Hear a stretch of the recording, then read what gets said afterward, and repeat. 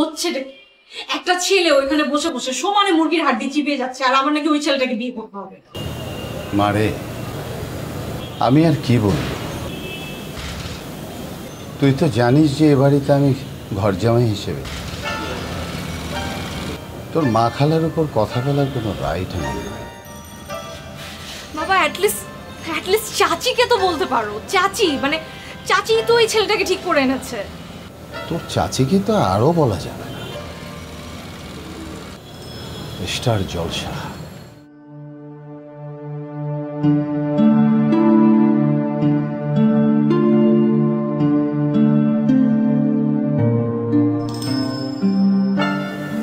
কিসের জন্য ঢাকায় এলাম, কার পাল্লায় পড়লাম, বিপদের দিনে সেও ছেড়ে চলে।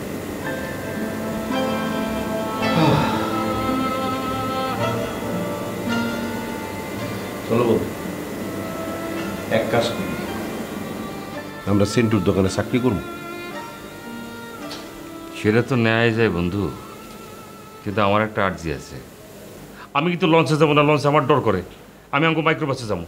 আরে লঞ্চে যাইতে যদি ডর করে, আপনার কইছে কেটা লঞ্চে যাইতে? মাইক্রোবাসে যাবেন, ওটা ফোবিয়া, সমস্যা আছে। হ্যাঁ তাহলে চলো। যাওয়ানোর আগে আমি একটু শিকদার সাহেবের সঙ্গে একটু কথা বলবো।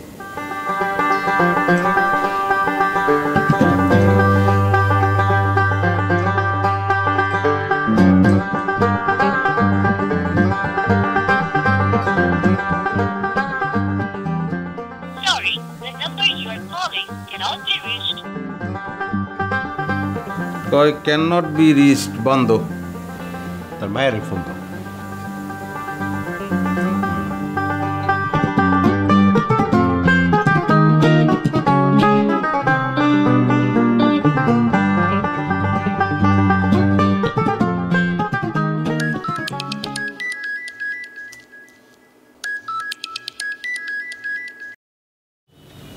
হ্যালো সেন্টু ভাই।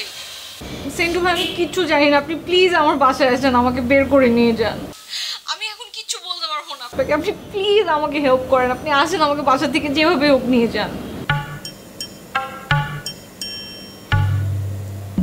ভাই, আপনারা ডাহাতি করতে চাইছিলেন, করতে পারেন নাই। আমি আপনাকে চাকরি দিছি। এখন আপনাকে আমি একটা রিকোয়েস্ট করবো, আমার লজ্ঞা একটা ডাহাতি করা লাগবে। কি করবেন না? হ্যাঁ হ্যাঁ, তুমি যদি আমাকে চাকরি দাওই, বস্তা আমলে বেইমানি করছে। তুমি যা করবে আমরা হলো আলাউদ্দিনের স্যার, যার হাতে থাকি তার কথা মতো ছিল। এখন তোমার হাতে, তুমি যা বলবে। এই বন্ধু বলছি না, কথা তো এনি শেষ। আর কি ডাকাতি করলো? চলো। জীবনের শেষ ডাহাতি, চলেন।